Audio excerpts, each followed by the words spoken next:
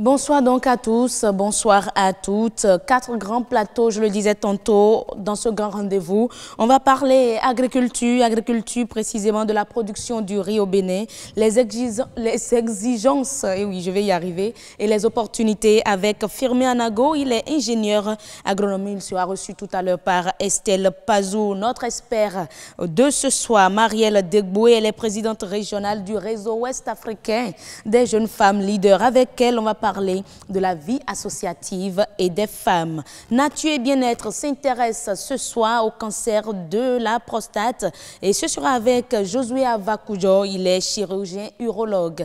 Le dernier plateau de ce grand rendez-vous sera consacré à Horizon Culture qui s'intéresse à la promotion des films béninois dans les médias. Nous aurons sur le plateau, si tout va bien, un journaliste culturel pour aborder la question avec nous. On va entrer tout de suite en liaison avec la rédaction, précisément avec Nadège Sani pour le menu du journal. Nadège, bonsoir. Bonsoir à vous, heureuse d'Anondé. Je constate ce soir que vous êtes très heureuse. Ah ben, très heureuse ou ma langue me joue de sale tour plutôt. Comment vous allez? Je me porte très bien heureuse. Et chez vous? Je vais bien également, on rend grâce à Dieu. Alors, au menu, qu'est-ce qu'on aura pour le 1945? Merci à vous, heureuse. Dans ce journal ce soir, nous vous ferons le compte rendu de la rencontre qui se tient actuellement à Cotonou entre plusieurs associations de Caritas d'Afrique francophone et de l'océan Indien. Une campagne de sensibilisation sur le sida et les infections sexuellement transmissibles s'est tenue au collège Gbegame. Nous aurons le compte rendu de cette séance et pour finir, nous vous parlerons du sport qui est une activité de plus en plus pratiquée par la population béninoise. On s'intéresse dans ce journal au changement d'habitude. Et voilà, de très belles images, selon moi, mesdames et messieurs. Vous aurez le temps de découvrir tout cela dans le développement du journal, voilà, à 19h45 avec Nadège Sani. Nadège, on se dit à tout à l'heure donc. À tout à l'heure, heureuse. Et voilà. Mesdames et messieurs, juste après Nadège, on va demander à Estelle Pazou de nous rejoindre ici sur ce plateau pour Monde agricole.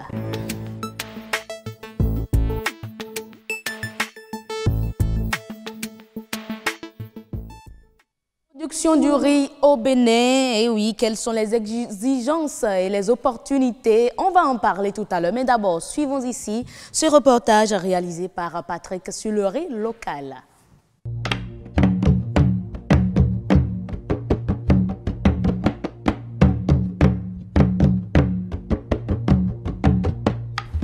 le riz produit et transformé en République du Bénin se porte bien. Cotonou, marché d'Antokpa, de longs et interminables étalages de riz. Chez les semi-grossistes et les détaillants, le constat est clair, le riz produit et transformé au Bénin n'est pas très disponible.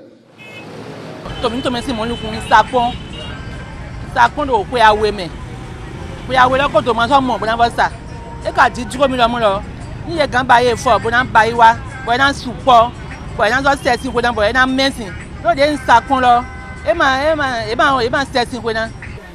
riz que nous vendons sont tous des riz étrangers. Il n'y a pas de riz local. Il y en avait à l'époque, mais à un moment donné, je ne sais pas ce qui se passe. De 10 à 9 ans, hein. Comme ça on avait vendu. Mais le stock n'était pas beaucoup. Nous avons amené un peu, on a pris et puis on a vendu, ça c'est fini. Jusqu'à ce jour, on n'a plus trouvé. Et pourtant, le Bénin jouit d'atouts naturels favorables à la production de riz. Chez nous, nous avons le potentiel est là. La terre est là, le riz cultivable est là. Nous avons environ 375 000 hectares de riz cultivable. Mais parmi toutes ces potentialités, c'est seulement 10% qui est exploité par le Bénin. Autrefois considéré comme un repas de fête, le riz est entré dans les habitudes alimentaires. Victime de préjugés, le riz local est délaissé au profit du riz importé.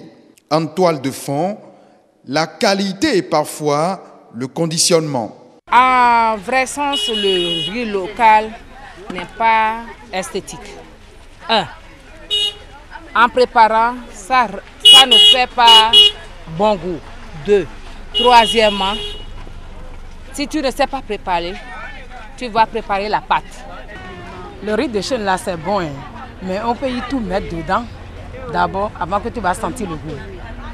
Mais les autres riz là, si tu achètes là, tu mets l'autre sur le feu maintenant avec un peu d'huile là et un peu d'oignon là, mais tu es parti déjà avec le piment. À l'opposé de ces arguments parfois subjectifs, le riz produit et transformé au Bénin est riche en substances nutritives. Merci donc à vous, Patrick Adjak-Bojou, Mathieu Sokenou et Isaac Noudedo pour cet élément qui nous renseigne un peu plus sur le riz local, malheureusement très rare sur le marché, hein, selon les informations obtenues à travers ce reportage. On retrouve donc Estelle Pazou. Elle brille. Estelle, bonsoir. Bonsoir à vous, heureuse d'année. Comment vous allez? Je vais très bien. Et vous également? Ça va bien. Ça va bien. Ça va très bien. On est avec monsieur Anago Firmé. Vous êtes ingénieur agronome. Effectivement, je suis ingénieur. Vous portez bien? Oui, ça va. D'accord, merci d'être des nôtres ce soir. Moi de vous remercier. On va y aller. Alors aujourd'hui, on parle du riz au Bénin, exigences et opportunités. Mais avant d'aborder ces aspects, on va chercher à savoir comment se porte la production de riz au Bénin ou encore où en est la production de riz au Bénin. Ok, merci beaucoup pour cette question.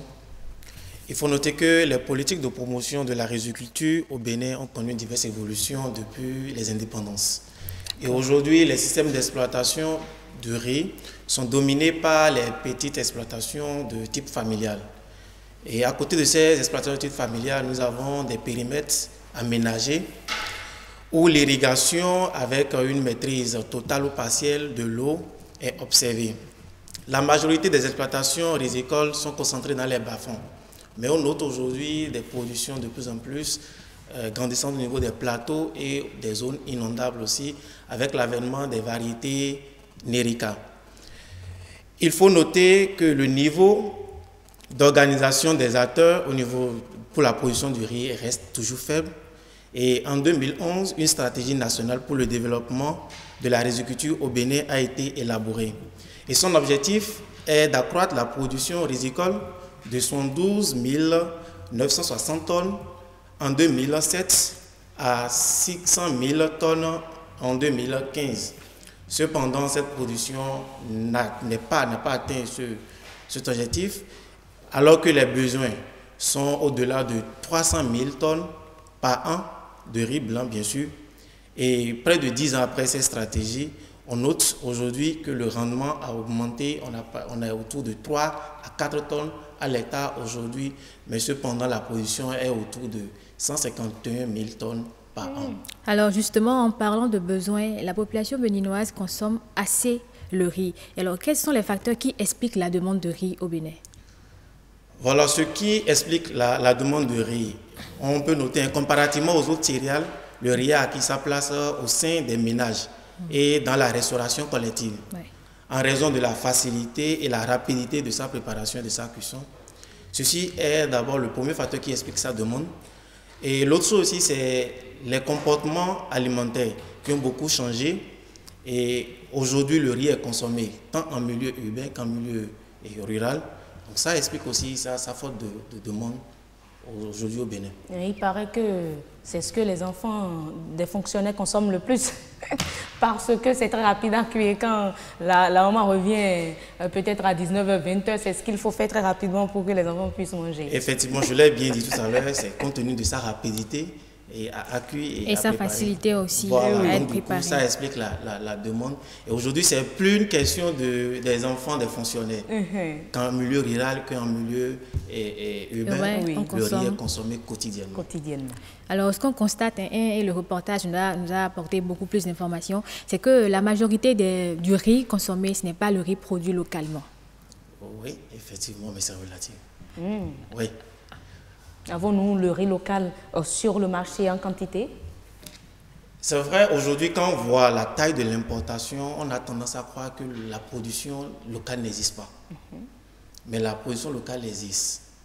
Le problème au niveau de la disponibilité est d'abord lié à l'accessibilité, d'accord? Parce que le riz qui est produit localement est confronté à des problèmes de transformation. C'est là le problème se trouve. C'est la transformation même du riz. Parce que lorsque le riz est produit, il faut d'abord transformer ce riz-là. Il y a l'étuvage du riz. Donc aujourd'hui, l'infrastructure n'existe pas pour réaliser ces opérations de transformation.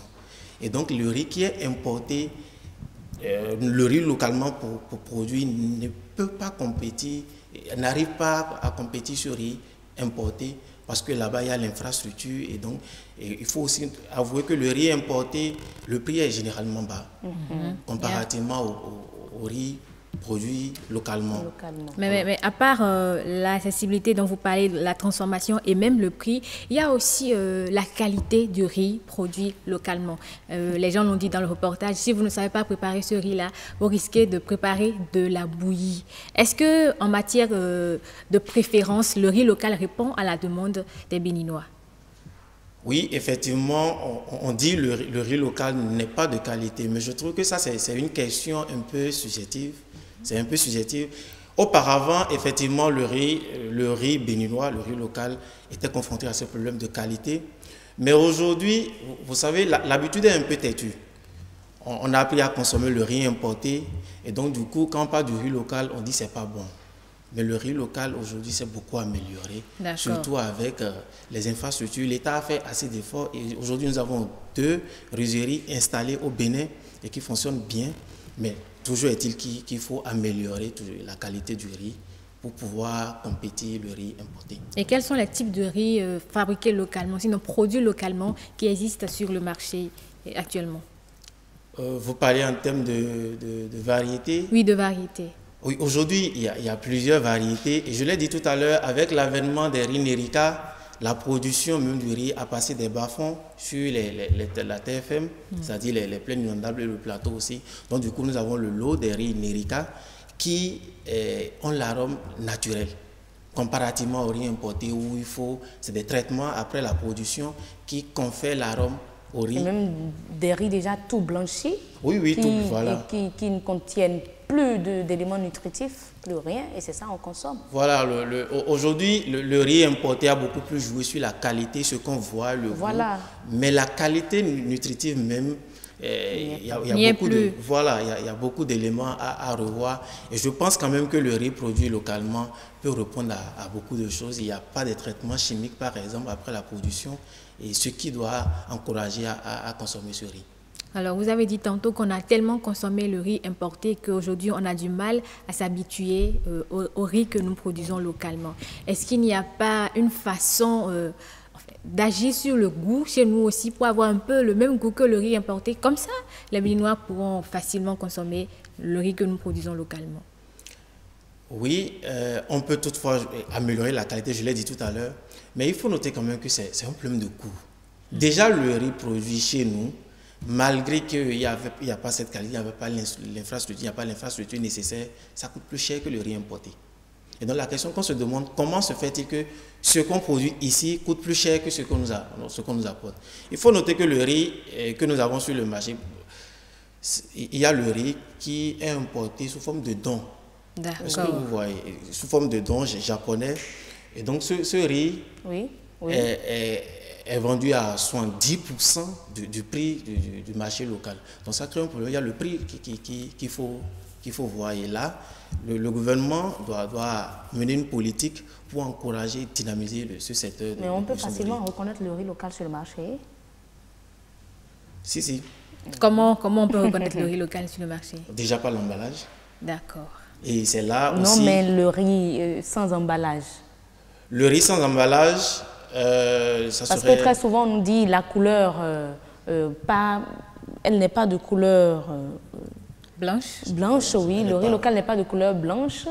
Est-ce que c'est réel? C'est effectif? Oui, c'est effectif. Le riz local n'est pas de couleur blanche. Comme je l'ai dit tout à l'heure, il faut traiter le riz. C'est les opérations post-production, c'est-à-dire après la production, les opérations de transformation qui posent vraiment le problème. Il faut travailler sur le riz, blanchir le riz, mais n'oubliez pas que ça a des conséquences sur la qualité nutritive du riz. Donc, quand le riz n'est pas blanchi, là, il est de bonne qualité. Je ne dirais pas que le riz blanchi n'est pas de bonne qualité.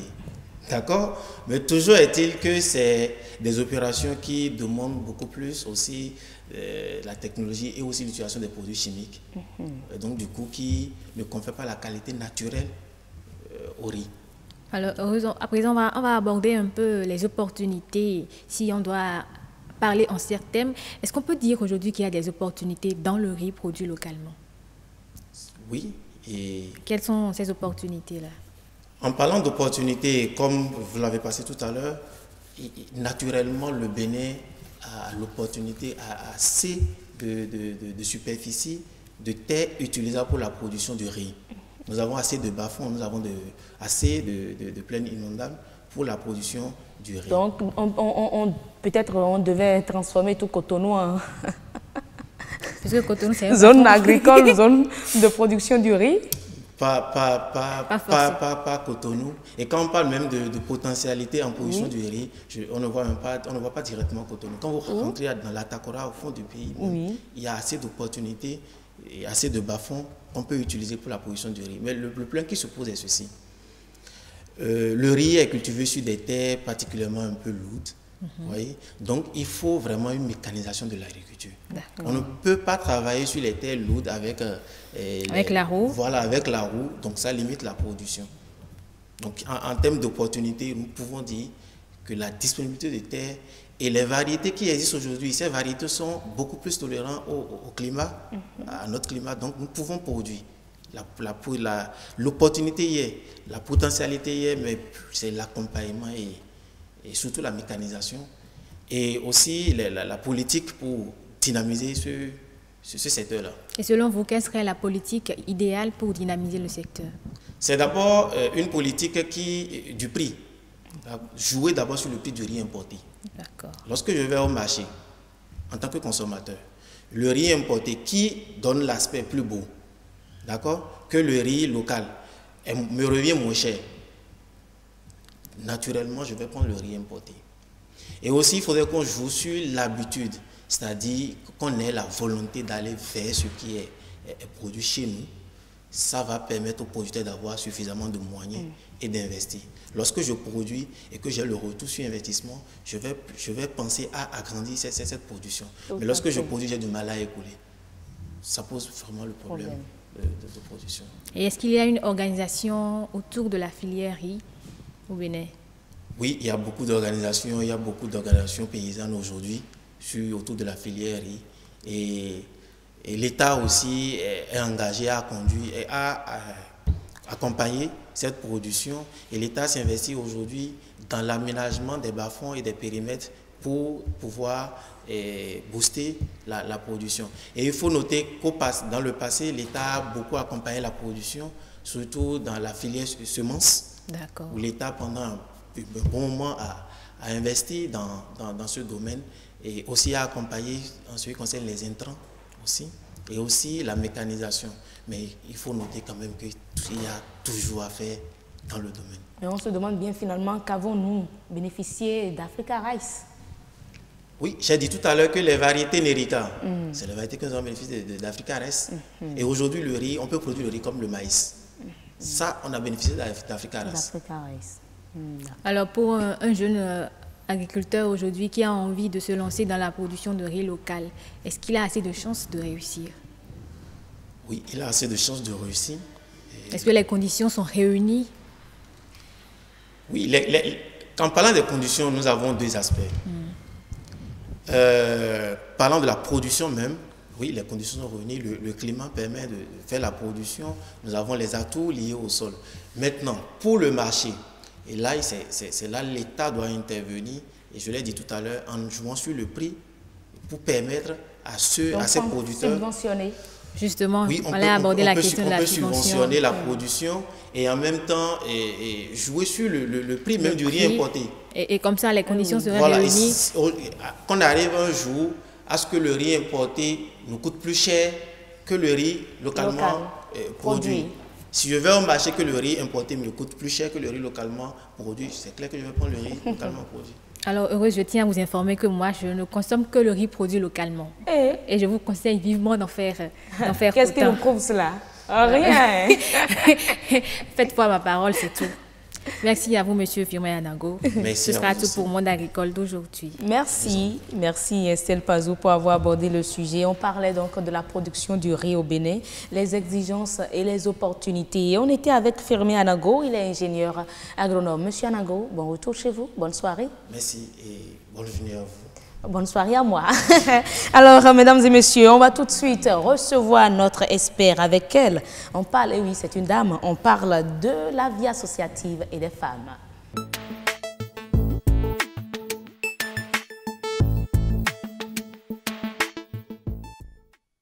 Et nous sommes avec Marielle Deboué, elle est la présidente régionale du réseau ouest-africain des jeunes femmes leaders.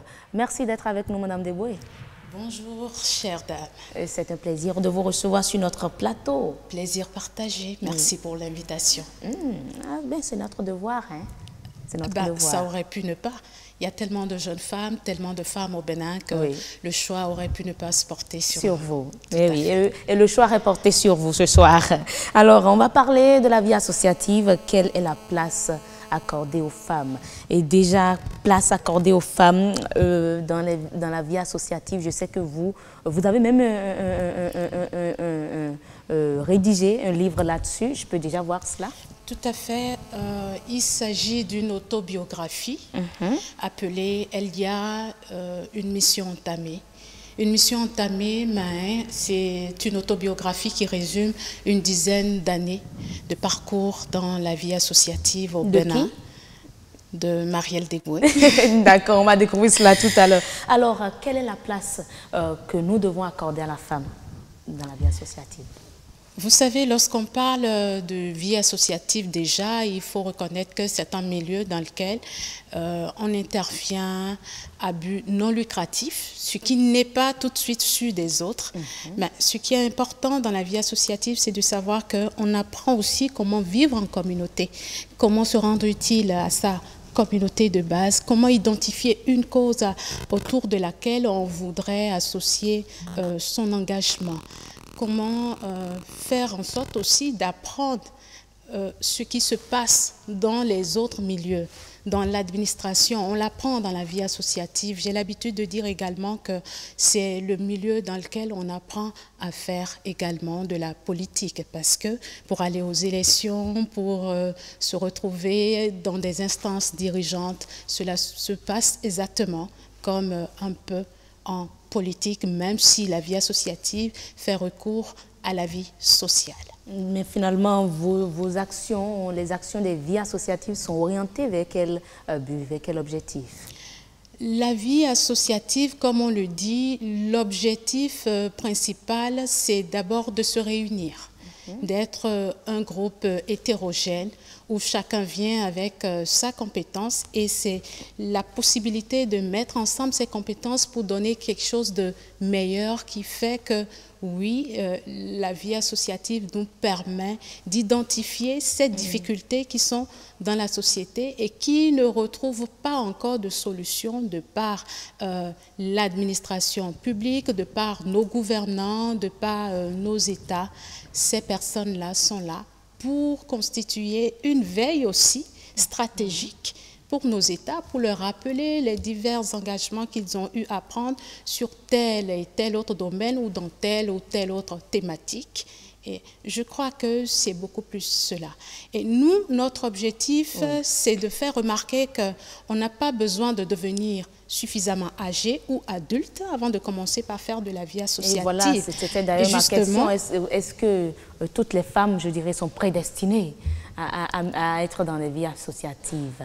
Non, si vous posez la question de cette manière, c'est à dire que, bon, femmes, vie associative, parce qu'on retrouve également des hommes dans la vie associative. Non, on va parler plus des femmes. Surtout, oui, je dis on retrouve également des hommes, mais surtout, on retrouve encore plus de femmes dans la vie associative, sauf que lorsque le milieu devient homo-hétérogène, je dirais, les femmes ont plus de difficultés à s'infiltrer dans ce milieu-là. Du coup, elles sont confrontées par la supériorité des hommes, les hommes qui se veulent supérieurs à elles qui se disent, bon, est-ce que la société nous permet de continuer à rechercher une place aux côtés de ces hommes? Mais pour vous, femmes leaders, est-ce que les hommes sont supérieurs aux femmes? Absolument pas. Mais il y a des hommes qui pensent ainsi.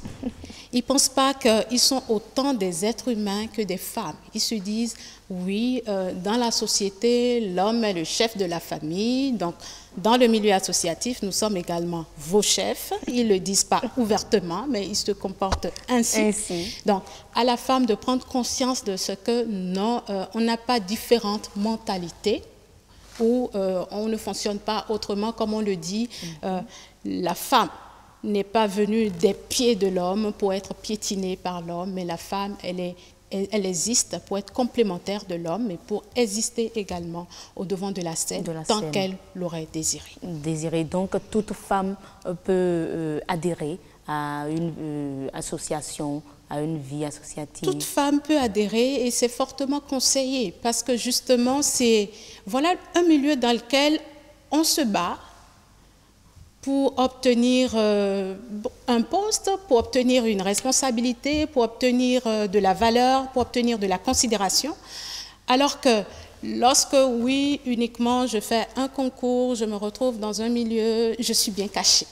On me demande de faire, tout ce qu'on me demande de faire, c'est ce que je fais. Donc, je n'apprends pas à aller au-devant de la scène. Je dis, si c'est une bataille, toutes les femmes, comme vous l'avez dit, ne sont pas obligées de le faire. Beaucoup ne vont pas vouloir s'y adonner non plus parce qu'il faut de grands sacrifices. Pas qu'un minimum de sacrifices, il faut de grands sacrifices. Le don de soi, qu'est-ce qu'on a envie d'apporter aux autres? Qu'est-ce que nous avons en nous et que nous voudrions apporter aux autres? Dans la vie associative également, on apprend à développer son potentiel, le potentiel qui sommeille en nous et dont nous ne nous rendons pas forcément compte. Nous, à un moment donné, nous avons travaillé avec des adolescents parce que justement, on se dit, ce n'est pas à l'âge adulte, il faudrait commencer par faire de la vie associative. Donc, en travaillant avec les adolescents, ça suppose qu'ils sont déjà au collège ou ils sont fraîchement entrés à l'université. On essaie de leur apprendre à concilier les deux parce que justement, cela leur permet d'être moins accrochés aux parents, d'apprendre à devenir indépendants, ce qui n'est pas évident parce que boulot ou école, études, maison, école, études, maison, cela ne permet pas à l'enfant de développer autre potentialité que les cours que nous recevons à l'école, qui veulent qu'on bûche même parfois uniquement pour venir répéter ou les réciter sur nos feuilles d'examen et à recevoir des notes comme 18 sur 20. Super, je suis première de ma classe, je suis premier, mais en réalité, j'ai autant de potentialité que je n'arrive pas à développer. C'est un monde dans lequel vous apprenez sur le tas, comme on le dit, vous apprenez sur le tas, vous êtes livré à vous-même, vous recevez des coups, mais lorsque vous faites un recul, vous essayez de grandir avec, vous devenez vous-même, vous vous construisez. Mais comme le diraient certains hommes, ces dames-là, elles se retrouvent juste pour parler, pour monter leurs femmes contre eux à la maison. Mais en même temps, elles ne s'unissent même pas, elles travaillent ensemble sans être une. Parce que nous avons eu ici, pas une seule, au moins 2 dames qui étaient candidates aux élections présidentielles. Nous sommes 52%, on dit, de la population au Bénin. Et pourtant, elles n'ont jamais été présidentes. Ça, c'est une problématique qui m'intéresse particulièrement. Est-ce qu'elles atteignent même 5%? C'est une problématique, elles ont 5%, c'est une problématique qui m'intéresse. Et j'aime souvent intervenir là-dessus pour dire qu'au moment où on comptait 2 femmes candidates, on avait plus d'une vingtaine d'hommes candidats. Mais jamais on a demandé à ce que les 21 hommes se mettent ensemble pour ne nous présenter qu'un seul candidat. Mais on pense que, parce qu'on a eu 2 candidates, on voudrait qu'elles y aillent de façon soudée. On se dit, c'est l'union fait la force. Mais les hommes, eux aussi, ils ont besoin d'union. Pour dire quoi? Cessons de mystifier le positionnement de la femme dans la société ou au devant de la scène. Je pense que si le monde avait réfléchi en sorte que uniquement les hommes aillent voter pour des hommes, on n'aurait jamais eu d'hommes à la tête de nos États. Pourquoi est-ce que nous voudrions qu'uniquement des femmes aillent voter pour des femmes? Pourquoi est-ce que hommes et femmes ensemble ne peuvent pas voter pour la femme? Là, ça veut dire que vous avez encore du travail et du chemin à parcourir. Pas seulement du travail, nous avons tous du travail. Nous avons tous du travail parce qu'il est question de compétences, il est question de confiance en soi, mais il est question de faire aussi en sorte que les hommes que nous avons aient confiance ou gagnent de la confiance en ces femmes, en se disant, une femme que j'ai devant moi, c'est ma mère. J'ai eu une mère femme, j'ai une fille femme, j'ai une sœur femme. Je suis prête à investir sur ma fille pour qu'elle puisse devenir présidente de la République demain et que j'en fasse ma fierté. Mais je ne suis pas prête à accompagner mon épouse peut-être à devenir ainsi, ou l'autre femme sur laquelle son père également a investi sur elle. Vous voyez, c'est comme on dit, c'est un cercle vicieux. Et tant qu'on ne va pas prendre conscience de ce cercle-là, on n'y arrivera pas.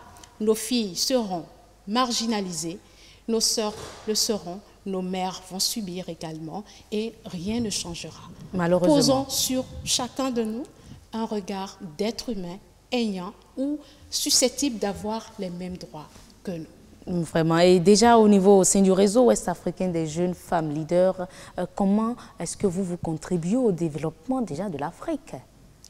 Alors, réseau ouest-africain des jeunes femmes leaders, c'est un réseau de transition entre l'âge adolescent et l'âge adulte.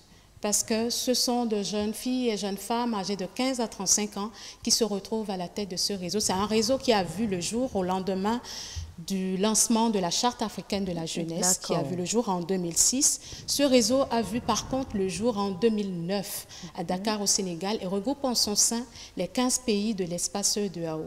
Leur objectif, justement, nous l'avons dit tantôt, c'est de commencer par apprendre de la vie associative dès le jeune âge. Et qu'une fois à un âge adulte, qu'elles aient plus de rudiments pour pouvoir s'en sortir de façon un peu plus confiante, parce que c'est ce qui manque. Ce sont de jeunes femmes, comme on le dit souvent, qui se sont réunies pour travailler en synergie, pour constituer un cadre solidaire et contribuer sur des thématiques comme la santé reproductive, c'est important.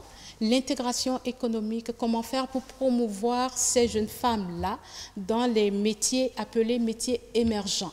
Qu'elles puissent pas seulement s'intéresser, je veux faire le secrétariat, non, mais qu'elles puissent oser à aller vers d'autres métiers. Nous intervenons également sur les thématiques comme la paix et la sécurité avec le Bureau régional des Nations Unies qui travaille avec le G5 Sahel et autres, et le développement durable. Mais plus de 5 ans que vous existez, quelles preuves que pouvez-vous nous présenter de façon concrète?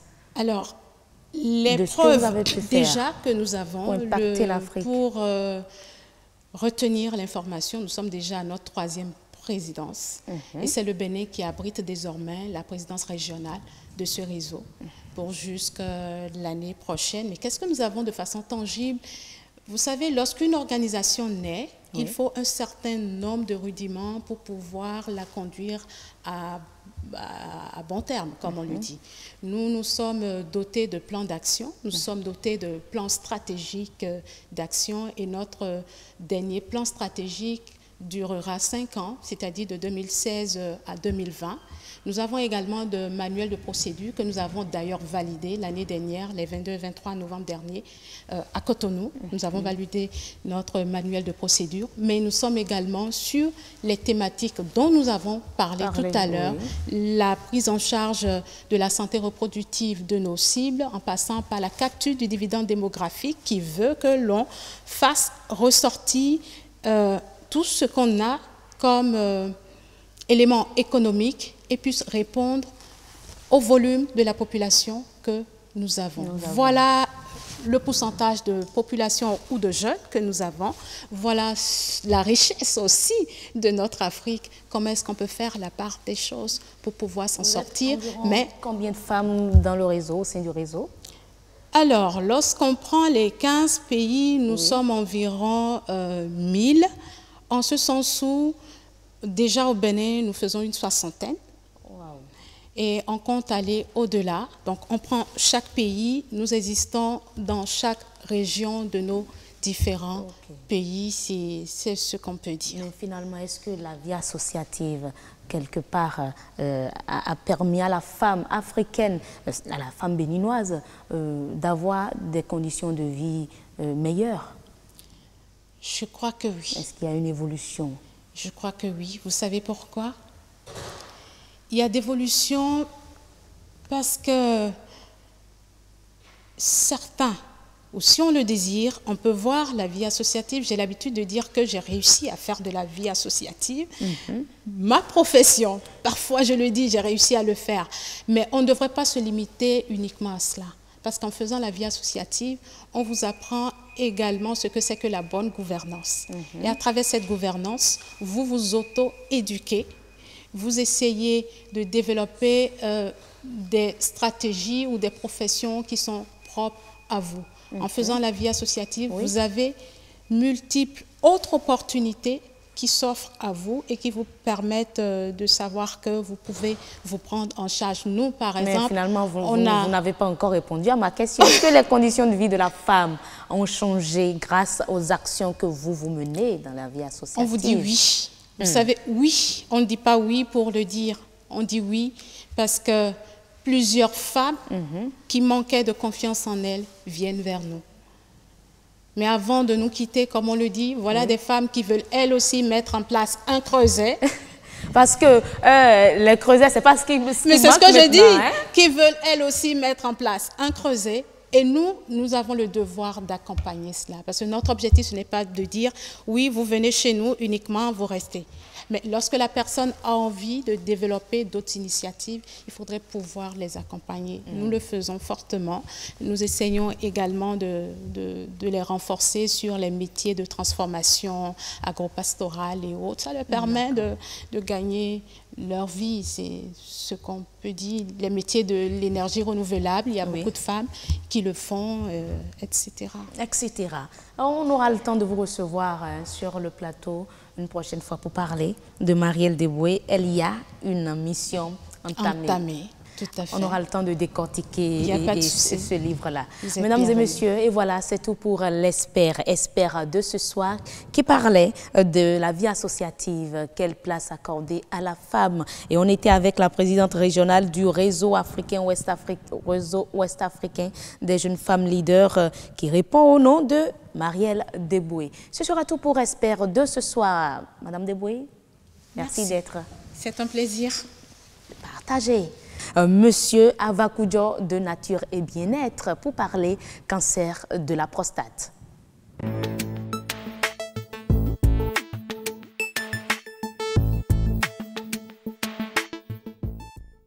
Voilà, mesdames et messieurs, on parle du cancer de prostate avec Josué Avakoujo. Il est chirurgien urologue. Avant de le recevoir sur le plateau, on va suivre ensemble cet élément réalisé sur les cancers. Considéré il y a quelques années encore comme la maladie d'une certaine catégorie de personnes, le cancer fait de plus en plus ravage touchant toutes les couches de la population.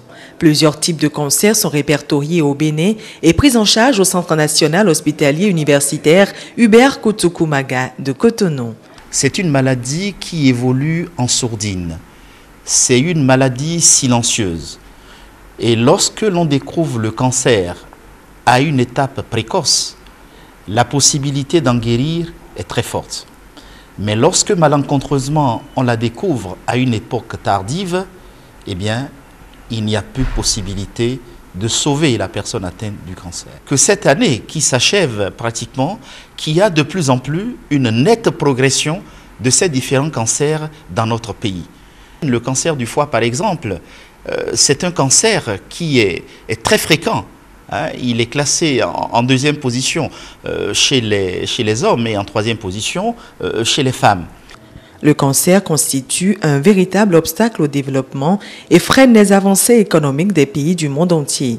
D'ici 2030, les pays en voie de développement seront les plus touchés par les 21,4 millions de cancers estimés par an. L'Association franco-béninoise de lutte contre le cancer a donc décidé d'organiser une journée de sensibilisation à l'endroit des populations béninoises afin de mieux les informer du cancer de type digestif. C'est une journée où il y aura plusieurs communications. Nous en aurons au moins 4. Des communications qui seront présentées par des spécialistes dans le domaine. La première communication parlera des facteurs de risque et des signes d'alerte. Ensuite, il y aura une communication sur les cancers de l'œsophage, les cancers du foie et les cancers du côlon. Le poids financier auquel les patients atteints de cancer font face est conséquent qu'il s'agisse des dépenses directes ou des pertes de revenus. Selon l'OMS, le coût du cancer devrait atteindre 458 milliards de dollars d'ici l'horizon 2030. La journée du samedi 5 décembre devrait permettre de briser le voile de silence qui entoure le cancer par une large sensibilisation en vue de son appropriation. Et voilà, on retrouve sur le plateau M. Avakoujo, Josué Avakoujo. Il est chirurgien urologue. Avec lui, on va parler du cancer de la prostate. M. Avakoujo, merci d'être avec nous. Merci, bonsoir et bonsoir téléspectateurs. Eh oui, ils vous répondent, ils vous disent bonsoir. Mesdames et messieurs, je crois qu'il est 19h45. Et oui, avant d'échanger avec M. Avakoujo, nous allons vous demander de suivre le journal tout de suite avec Nadège Sani.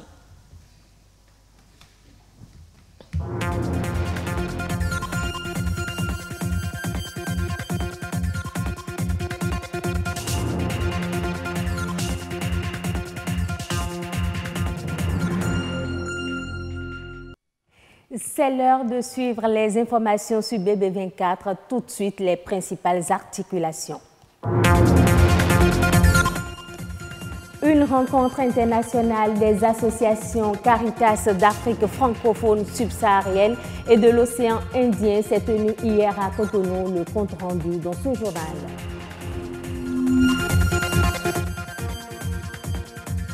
Campagne de sensibilisation sur les infections sexuellement transmissibles et le sida, c'était hier au collège Bédamin. Elle vise à renforcer les capacités des apprenants sur les modes de transmission et de prévention. Le sport est de plus en plus pratiqué. Cette discipline sportive assure la santé de l'organisme. Pourquoi les gens s'y adonnent régulièrement? Élément de réponse dans cette édition.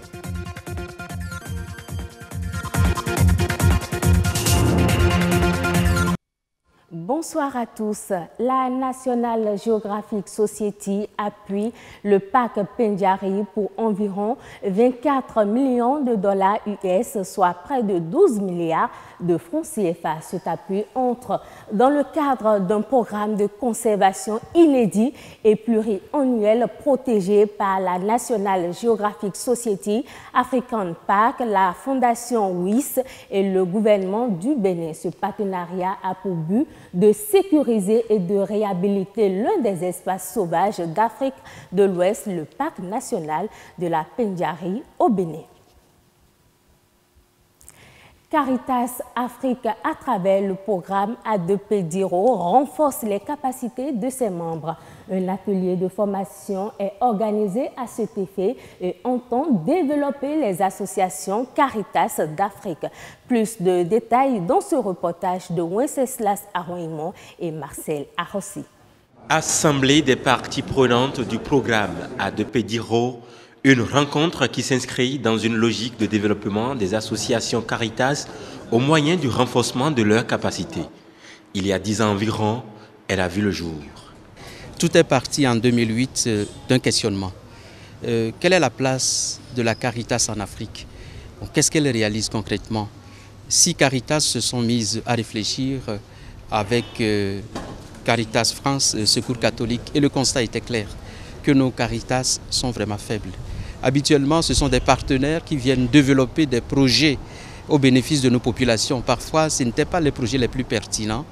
Mais quand nos Caritas demandent une aide, par exemple, on trouvait qu'elles n'étaient pas suffisamment organisées pour le faire. Donc, c'est cette faiblesse-là qui a amené ces 6 Caritas à vouloir renforcer l'organisation de la Caritas en Afrique.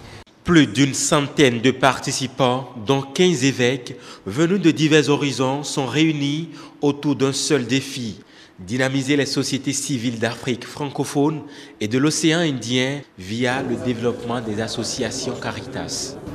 C'est grâce au DIRO et au leadership actif des évêques présidents, nos Caritas peuvent se structurer et affirmer un dynamisme qui les positionne au premier rang des organisations de la société civile.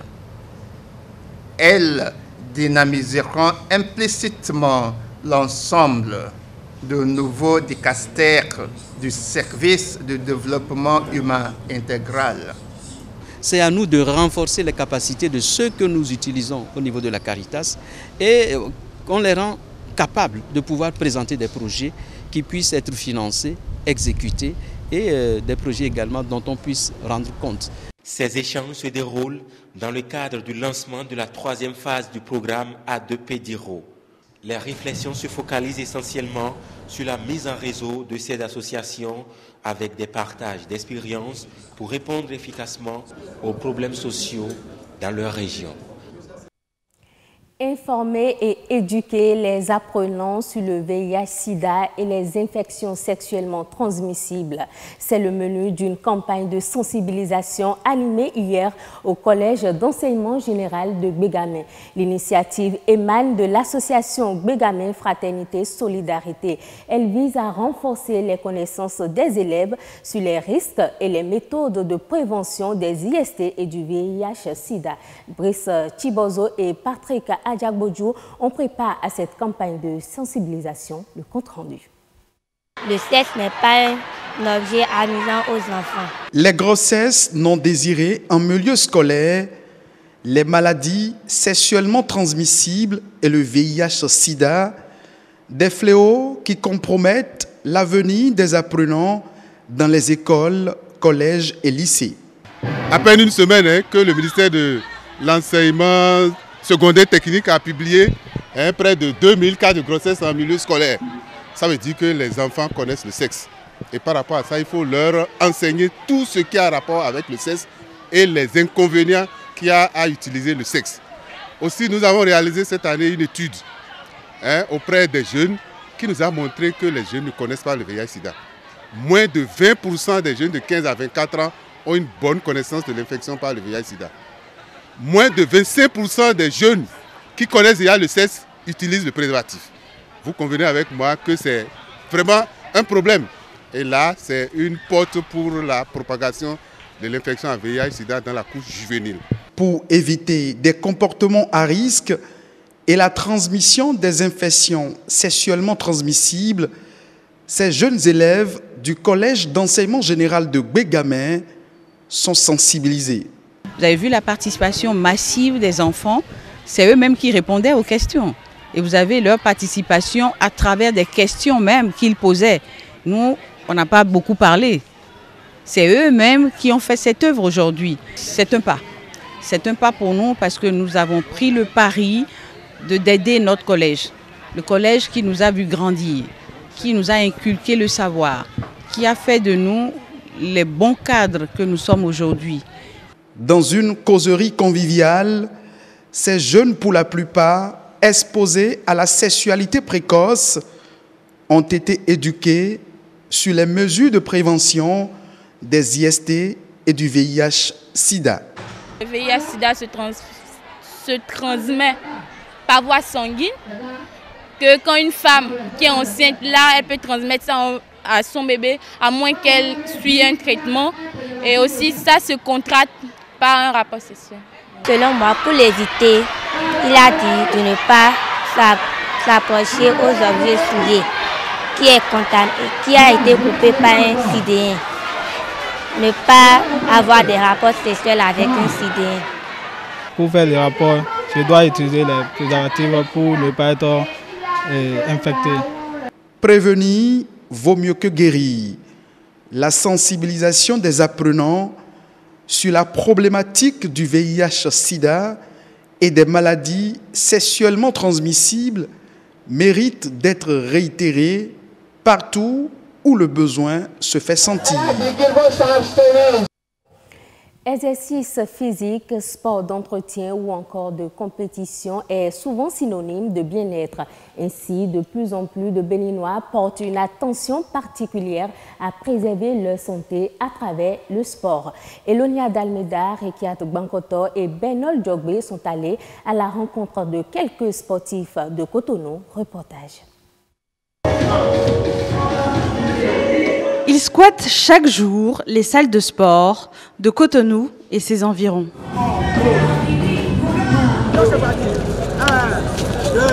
Ils viennent aussi grossir les rangs des équipes du stade Mathieu Kérékou. Eux, ce sont les nombreux sportifs qui s'adonnent à une pratique du sport pour ses vertus bénéfiques sur la santé. On fait ça pour entretenir, comme le mot le dit, les muscles, disons tous les muscles qui interviennent. Nous sommes à la recherche permanente de la santé. Et avec le sport d'entretien, adieu les pharmacies. Je fais l'abonnement mensuel, je travaille matin et soir. Pendant 3 semaines, activité musculation. La dernière semaine, je fais que du cardio. Ça me permet aussi d'éliminer mon stress, de me sentir un peu plus libre, pouvoir éviter de penser à des trucs inutiles, un peu plus me concentrer. En fait, ça me permet plus de me concentrer sur ce que je veux faire. Des mouvements les plus basiques à l'utilisation de machines, les coachs sportifs, quant à eux, veillent au grain, afin de conseiller au mieux leurs adhérents et surtout préserver leur corps des faux mouvements.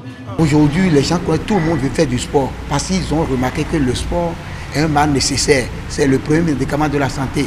Les inconvénients, c'est qu'on nous fait faire des mouvements aujourd'hui qui nous amènent encore des maladies.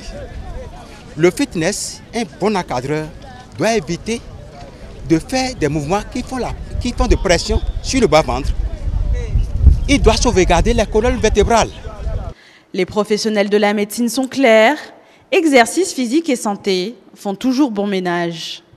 Mais gare à ceux qui, par paresse ou ambition démesurée, voudraient se tourner vers la consommation de pilules ou de compléments alimentaires. Le sport, c'est utile pour tellement d'avantages que ça apporte. Et je pense que le premier médicament qui ne coûte pas du tout cher pour d'énormes problèmes qu'on peut avoir, c'est le sport.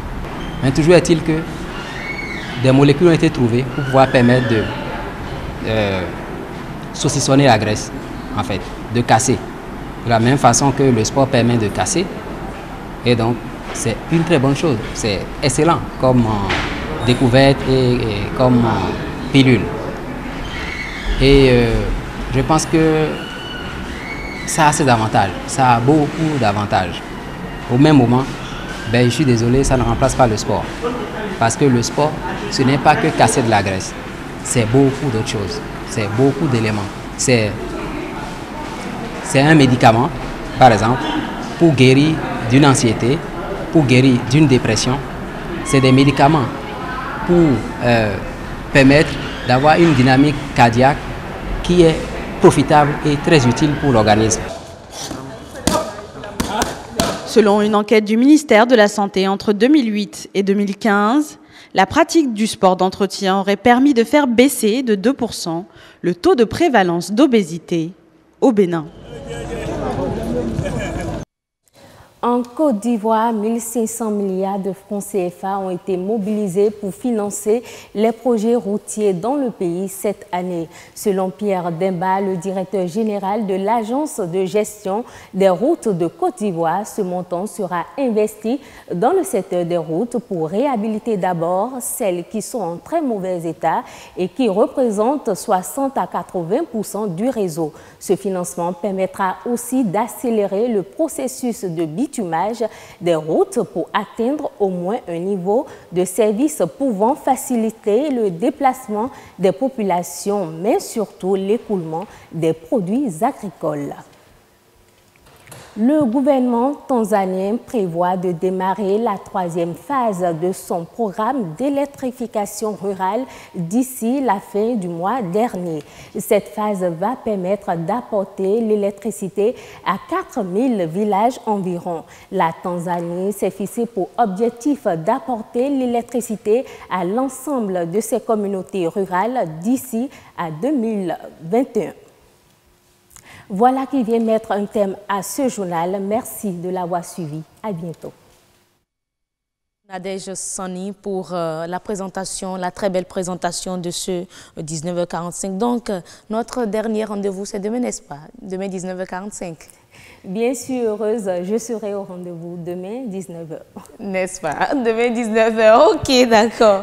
Alors, mesdames et messieurs, après le journal, on a encore quelques minutes à passer avec vous pour échanger déjà sur les questions liées au cancer de la prostate, la prévention, le dépistage, le traitement et même la réadaptation des malades guéris. Que faire? Nous aurons les détails dans Nature et Bien-être tout à l'heure. On aura également sur le plateau de Horizon Culture Lucrèce Degla pour parler de la promotion des films béninois dans les médias et ce sera, je dirais, l'un des derniers plateaux du grand rendez-vous. Mais Tantan Maurice également, il est là. Avec lui, on aura l'actualité sur la toile. Ce sera donc ActuWeb. Avant de recevoir donc Lucrèce Degla et Maurice Tantan, nous allons poursuivre les échanges entamés il y a quelques minutes avec Monsieur Avakoujo, Josué Avakoujo, qui est chirurgien urologue. Alors, Monsieur Avakoujo, lorsqu'on parle de la prostate, de quoi il s'agit? Quel est cet organe masculin, on dit?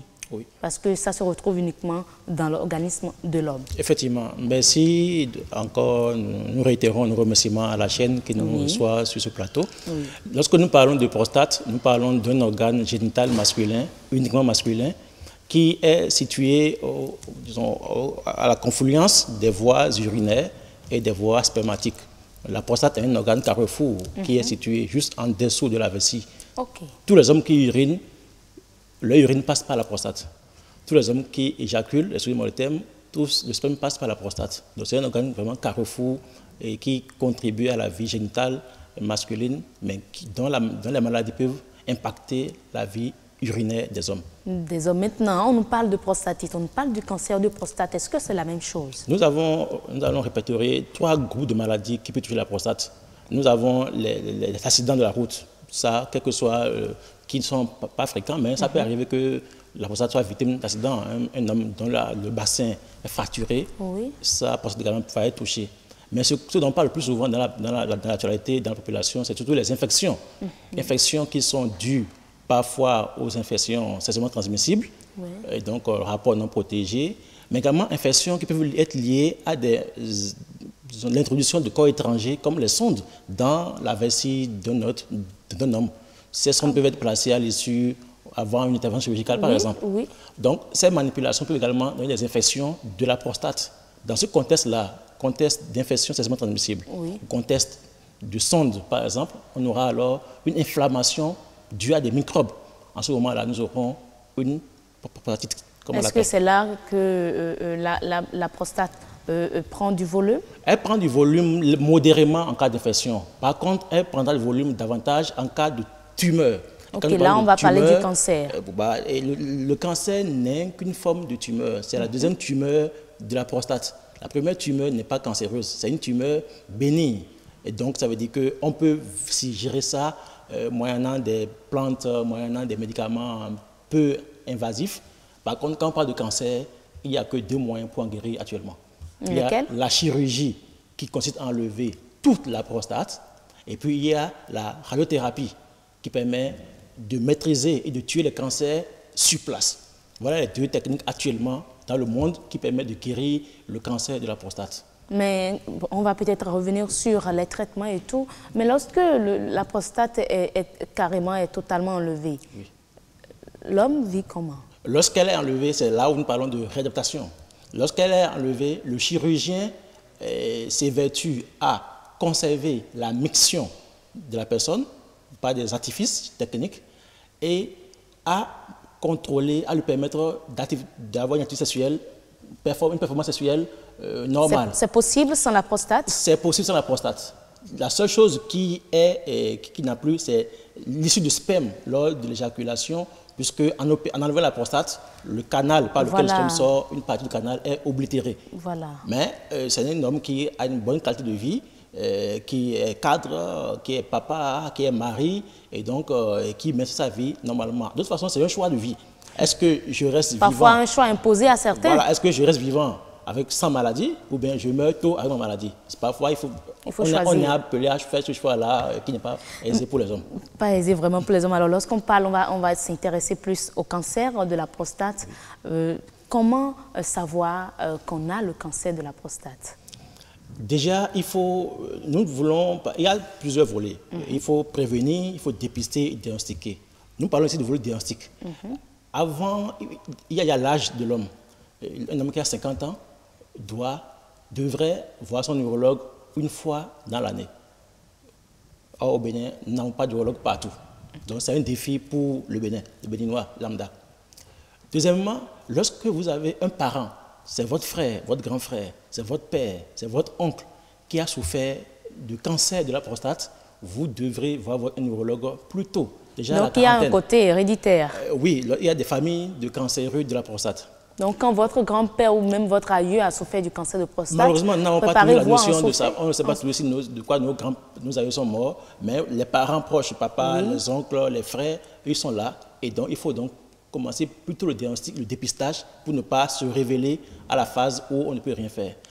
La nouveauté relative, bien sûr, c'est que quand si votre mère a souffert du cancer du sein, vous, le garçon, vous pouvez également souffrir du cancer de la prostate. Vous ne souffriez pas du cancer du sein, mais plutôt du cancer de la prostate. Oui, parce que les gènes, sur le plan de, quand on va dans la génétique, ceux qui commandent le cancer du sein commandent chez l'homme le cancer de la prostate. Donc, si la maman a souffert du sein, le garçon est exposé à la prostate. Si bien que nous devons aussi bien faire attention à la santé de nos papas, qu'à la santé de nos mamans. Selon ce dont ils ont souffert, nous, enfants, garçons, nous pouvons également être exposés à cette maladie. Mais franchement, vous aviez parlé tantôt de l'âge. Vous avez parlé de la cinquantaine. Est-ce que c'est à 50 ans déjà qu'on doit commencer par s'inquiéter d'un cancer de prostate? Si vous n'avez pas de notion, si dans la famille, il n'y a pas de patient d'homme qui a souffert, 50 ans, c'est un âge raisonnable pour commencer à s'en préoccuper. Mais si vous avez un homme dans votre famille qui en a souffert, plus tôt, vous pouvez commencer à en souffrir. De toute façon, nous recommandons de voir un neurologue quand on a un doute sur la question il saura mieux vous orienter sur la démarche. Mais comment avoir le doute? Comment savoir que, bon, là, ma prostate a un problème, si déjà, je risque d'avoir un cancer de prostate? vous urinez plus souvent que prévu, vous vous levez la nuit 3 fois pour uriner. Quand vous allez uriner dans les toilettes, le début de la miction est pénible. Vous poussez. Quand l'urine sort, elle sort en plusieurs jets. Le jet n'est plus assez fort pour aller loin. Vous savez, les enfants, ils jouent à pisser loin. Ah oui. Voilà. Quand la prostate commence à grossir, le jet devient... Il faut parfois, l'homme est obligé de s'écarter les jambes au-dessus du pot pour pouvoir uriner, si tellement son jet n'est plus assez fort pour aller loin. Donc, lorsque votre façon d'uriner change, il faut pouvoir commencer à s'inquiéter et aller voir un neurologue. Malheureusement, dans notre contrée, quand un homme urine plusieurs fois, on dit c'est diabète. Malheureusement, ça peut être un diabète, mais beaucoup de cancéreux se cachent parmi les diabétiques. Et donc, il faut aller voir un diabétologue, c'est un diabète, mais aller voir un neurologue quand le diabète n'est pas diagnostiqué. Oui. Mais vous aviez tantôt parlé du gonflement de la prostate. Oui. Est-ce que le gonflement peut se constater déjà chez cet homme-là? Le gonflement lui-même ne peut pas le constater. C'est le médecin, un généraliste bien formé, un chirurgien, un neurologue, va faire un examen particulier que nous appelons toucher rectal. Les hommes n'aiment pas ça, mais c'est l'examen qui permet à nous, urologues, médecins, de diagnostiquer, de suspecter que la prostate a grossi. Nous avons des signes indirects. Vous allez voir des hommes parfois qui ont des hernies. Oui. Ils ont 50 ans, 60 ans, 70 ans, qui ont des hernies. Et on attache beaucoup d'intérêt à cette hernie-là en oubliant, en occultant la cause. C'est l'effort que l'homme fait en poussant pour uriner qui développe cette hernie. Ah bon. Et si l'on opère, nos collègues chirurgiens le savent, si vous opérez cette hernie-là sans avoir réglé la question de la prostate, dans 1 an, 2 ans, ce monsieur reviendra pour la hernie. Soit le côté contralatéral, l'autre côté va encore sortir, parce qu'on n'a pas levé ce qui ferme la voie des urines.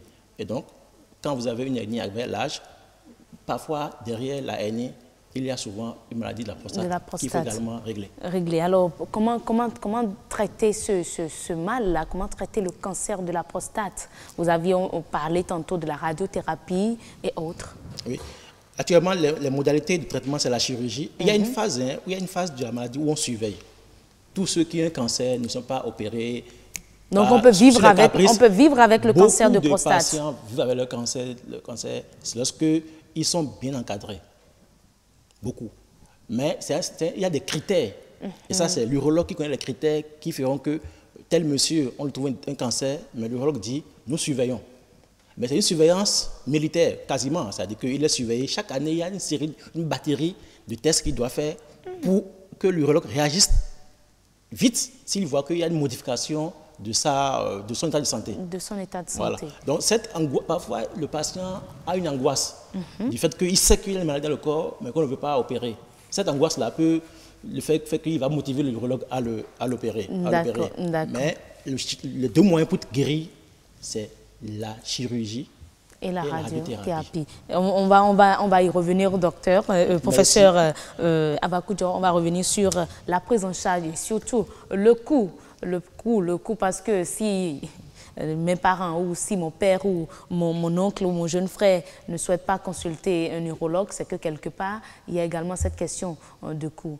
Est-ce qu'il ne faudrait pas revoir les frais de consultation et tout chez l'urologue? On va aborder toutes ces questions. Le gouvernement a réglé ça avec l'âge, je pense. N'est-ce pas? Oui. On aura le temps d'aborder tout ça la semaine prochaine, si vous nous le permettez. Bien volontiers. Merci beaucoup. Alors, mesdames et messieurs, c'est donc tout pour Nature et Bien-être consacré ce soir au cancer de la prostate. Vous savez donc désormais ce que c'est que la prostate, comment on peut donc avoir des difficultés au niveau de sa prostate et même parfois être sans prostate. Les hommes peuvent vivre sans prostate et vivre aisément, il paraît en plus.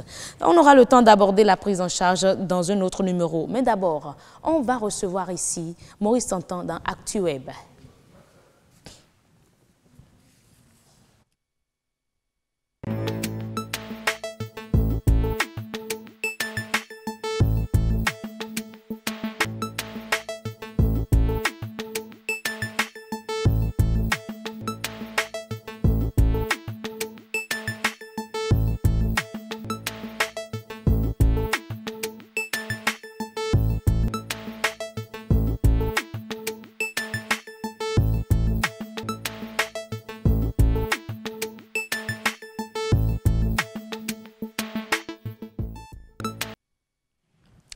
Nous sommes donc avec Maurice Tantan ce soir. Maurice, bonsoir. Ah, mais il est, je dirais, il est très jeune ce soir. Très décontracté. Bonjour, heureuse. Et ça vous va très bien. Et oui, vous le constatez, non, mesdames et messieurs. Avec un jean bien relevé. Alors, Maurice, on est ensemble pour aborder environ 2 sujets ce soir, des sujets obtenus sur la toile, n'est-ce pas? Oui, 2 sujets exactement. Et déjà, l'Afrique a enregistré le plus fort taux de croissance d'internautes en 2017. Oui, c'est les résultats du rapport 2018 du Global Digital, un rapport publié par We Are Social et Hootsuite. Et ce rapport dit que le monde compte actuellement 4 milliards d'internautes sur une population de plus de 7 milliards et demi de personnes. Et sur ce volume d'internautes qu'il y a dans le monde, l'Afrique est la région qui a affiché la plus forte progression au cours de l'année 2017. 435 millions d'utilisateurs sur une population de 1,2 milliard de personnes. Le continent a enregistré une progression annuelle de 20%, soit 73 millions de nouveaux abonnés. Et cette progression, vous savez à quoi elle est due?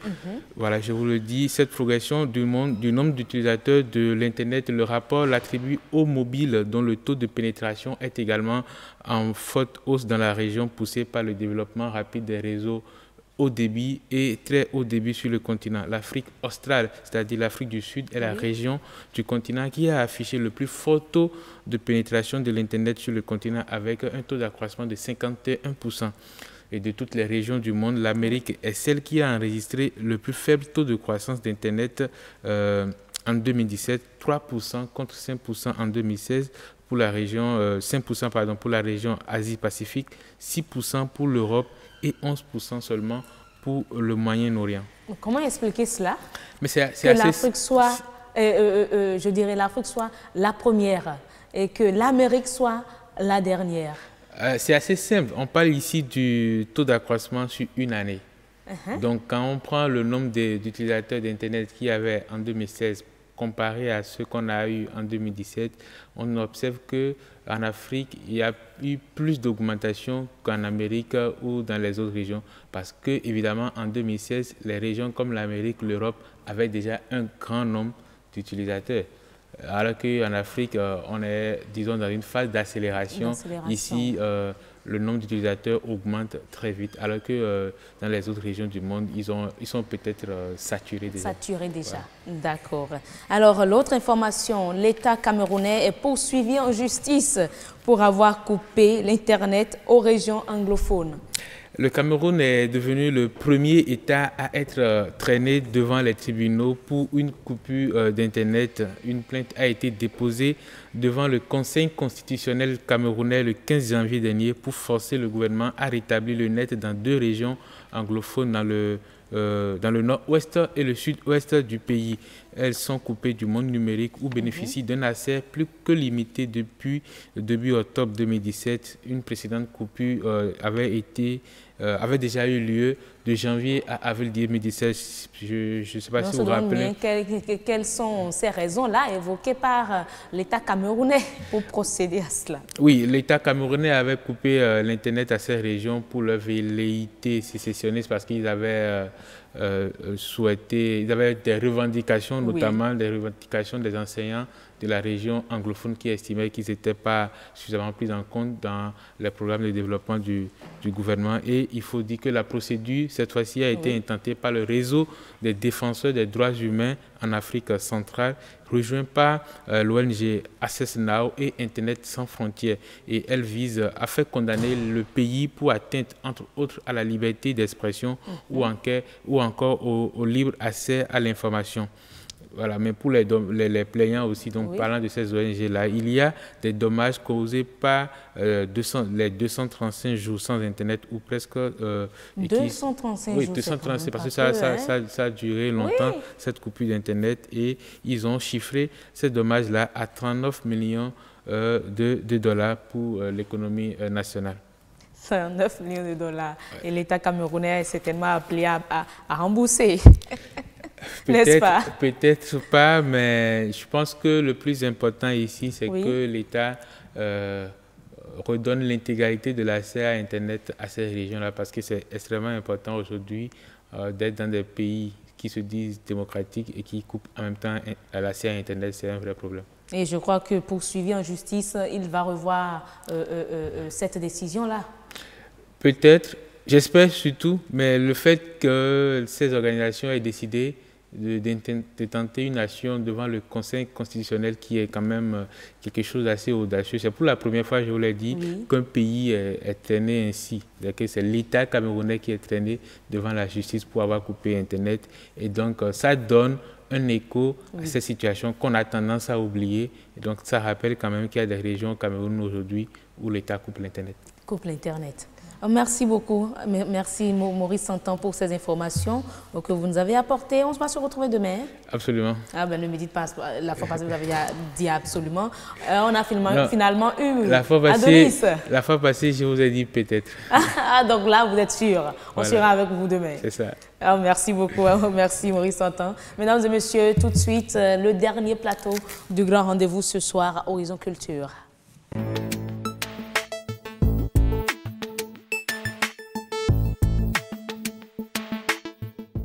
Nous allons suivre donc ce reportage réalisé rapidement sur le cinéma.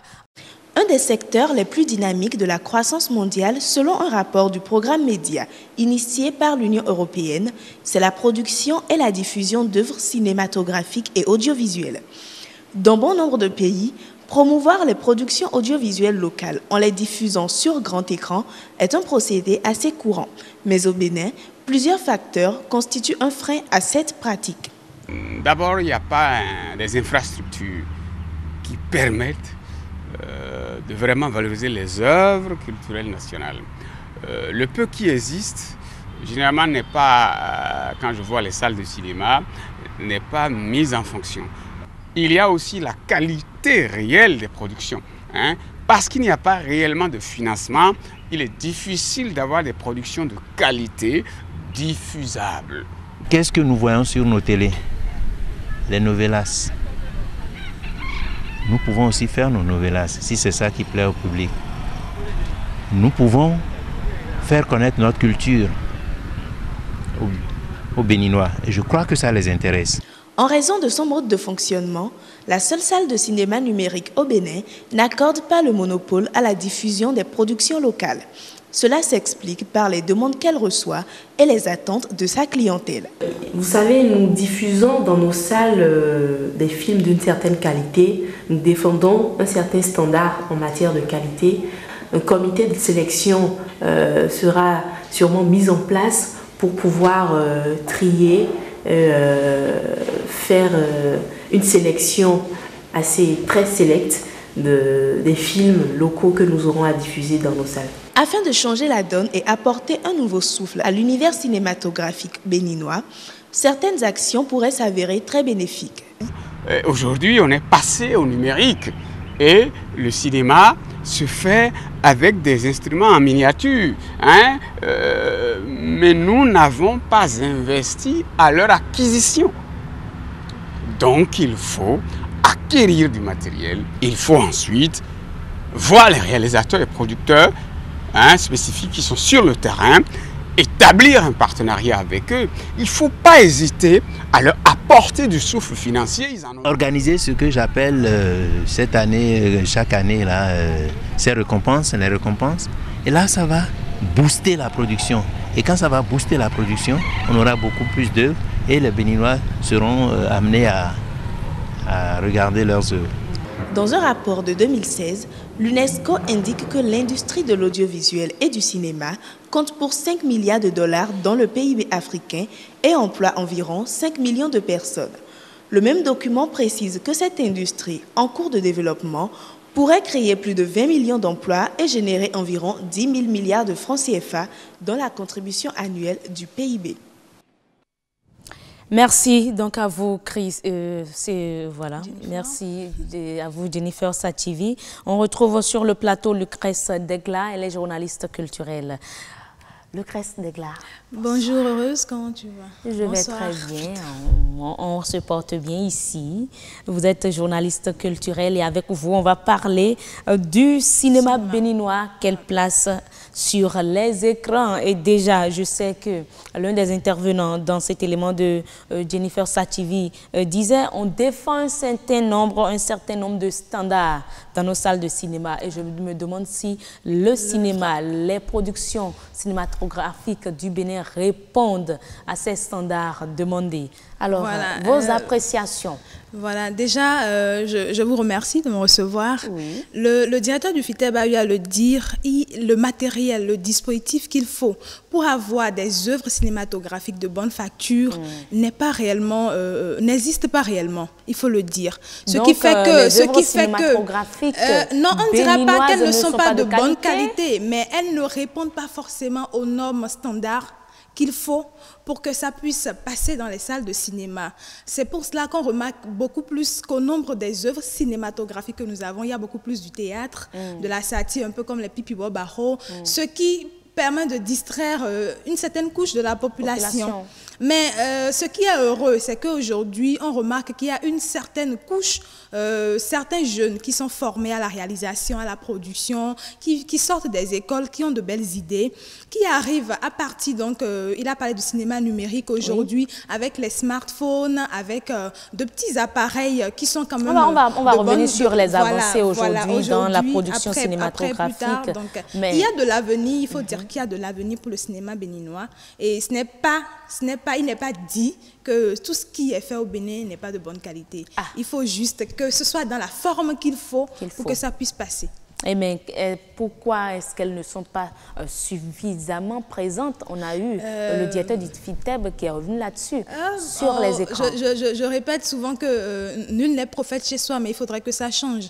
Parce que ce n'est pas seulement dans le domaine du cinéma. Déjà, quand on parle du consommation local, généralement, le Béninois pense que ce qui est fait au Bénin, franchement, il y a des doutes autour. Il y a beaucoup de suspicions. C'est ce que vous aviez dit tantôt. Non, mais ce n'est pas ça. Ce n'est pas ce que j'ai dit. Quelque chose qui ne répond pas aux normes peut être consommé. Voilà, peut être de bonne qualité, mais il faudrait maintenant mettre les moyens, les ressources qu'il faut pour que ça puisse prendre la forme que ça doit prendre pour être reçu comme cela se doit. Et c'est ce travail-là qu'il faut que les acteurs de la promotion culturelle fassent, le gouvernement, on ne cessera pas de le dire, pour que réellement le cinéma béninois réponde aux normes internationales. Parce qu'il ne s'agit pas seulement des Béninois, mais il s'agit également du cinéma au niveau international. Et pour que ces œuvres passent dans les salles de cinéma, il faut que ça réponde aux normes internationales. Voilà. Mais certainement que ces producteurs rencontrent des difficultés. Des difficultés qui sont beaucoup plus souvent d'ordre financier, parce qu'il faut du gros matériel, il faut déployer une équipe, il faut plusieurs jours de tournage, il faut des personnes compétentes à viser. Et ce n'est pas toujours gagné d'avance quand tu fais un budget pour une production cinématographique qui est du milliard. Déjà, il faut dire que les gens croient en ton projet pour mettre les fonds à ta disposition. C'est beaucoup de choses. Il faut déjà qu'on incorpore dans nos esprits qu'on peut faire du bon et il faut croire aux acteurs du cinéma et leur donner l'opportunité de prouver qu'ils peuvent mettre sur la place ou qu'ils peuvent mettre à la disposition de nos chaînes des œuvres de bonne facture. Mais quand on parle du cinéma béninois, est-ce qu'il y a des noms qu'on peut citer aujourd'hui? Oui, aujourd'hui, on peut citer des noms. Aujourd'hui, quand je prends Nathalie, qui est quand même depuis un moment, qui fait ses preuves et qui a d'ailleurs reçu une distinction de Bénin Culture pour la